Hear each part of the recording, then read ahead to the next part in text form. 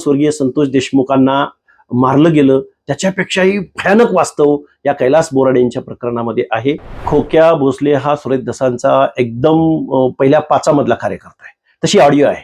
आपला खोक्या भोसले हा कार्यकर्ता आहे की नाही आणि मग त्याला कोण प्रोत्साहन देतं आणि मग त्या खोक्या भोसल्याचा आका कोण हे एकदा सुरेश दसांनी या महाराष्ट्रामधल्या जनतेसमोर येऊन सांगावं.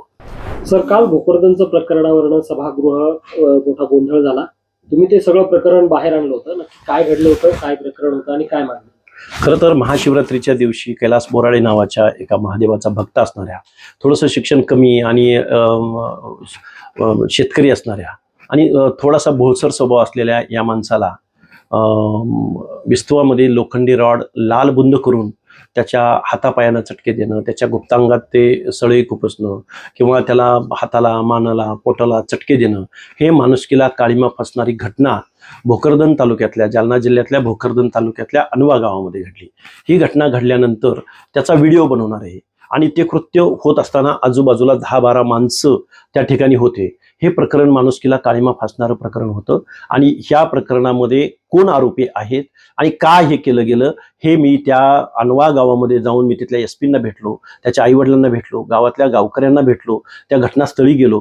हे सगळं प्रकरण बघत असताना या महाराष्ट्रामध्ये माणुसकीचा काळीमा फासणाऱ्या ही जी घटना घडली, या घटनेविरुद्ध आवाज उठवण्याचा प्रयत्न केला. सगळ्यात पहिल्यांदा मी पोस्ट लिहिली, तिथं जाऊन पोहोचलो, एसपींना भेटलो. त्यातला एक आरोपी अटक झालाय, पण त्याला वरदहस्त असणारा त्याचा भाऊ नवनाथ दौंड पाटील नावाचा जो उभाटा पक्षाचा तालुका प्रमुख आहे, त्याची गुन्हेगारी पार्श्वभूमी आहे, खाजगी सावकारीचा धंदा आहे आणि त्याची त्या गावामध्ये खूप मोठी दहशत आहे. याच्या अगोदरही त्या नवनाथ दौंडनी त्या गावामध्ये अल्पसंख्याक समाजावरती हातात कुऱ्हाड घेऊन त्यांना जीवे मारण्याचा प्रयत्न केलेल्याचे व्हिडिओ सुद्धा आहेत. हे प्रकरण एवढं म्हणजे ज्या पद्धतीनं स्वर्गीय संतोष देशमुखांना मारलं गेलं त्याच्यापेक्षाही भयानक वास्तव या कैलास बोराडे यांच्या प्रकरणामध्ये आहे. तेव्हा कैलास बोराडेंना न्याय भेटला पाहिजे ही भूमिका मी या प्रकरण मला ज्या दिवशी समजलं तेव्हापासून आजपर्यंत मी मांडण्याचा प्रयत्न करतोय. दुसरीकडे खोक्या भोसलेच्या मारहाणीचे व्हिडिओ येतात आणि ह्या खोक्या भोसले सुरेश दसांचा कार्यकर्ता असल्याचं पण आता स्पष्ट झालंय. सोबत त्यांचे बरेचसे फोटो आहेत. नक्की काय वाटतं? खोक्या भोसले हा सुरेश दसांचा एकदम पहिल्या पाचामधला कार्यकर्ता आहे. तशी ऑडिओ आहे. किंवा सुरेश धस निवडणुकीला उभं राहत असताना 100-125 गाड्यांचा ताफा घेऊन जाणारा हा खोक्या भोसले, त्याच्या रील्स आणि त्याचा ॲटिट्यूड आणि त्याचं वागणं, त्याचं नाव सतीश भोसले पण त्याला खोक्या या नावाने ओळखलं जातं. म्हणजे या माणसाचं आणि त्या सुरेश दसांनी महाराष्ट्राला आका हा शब्द दिला.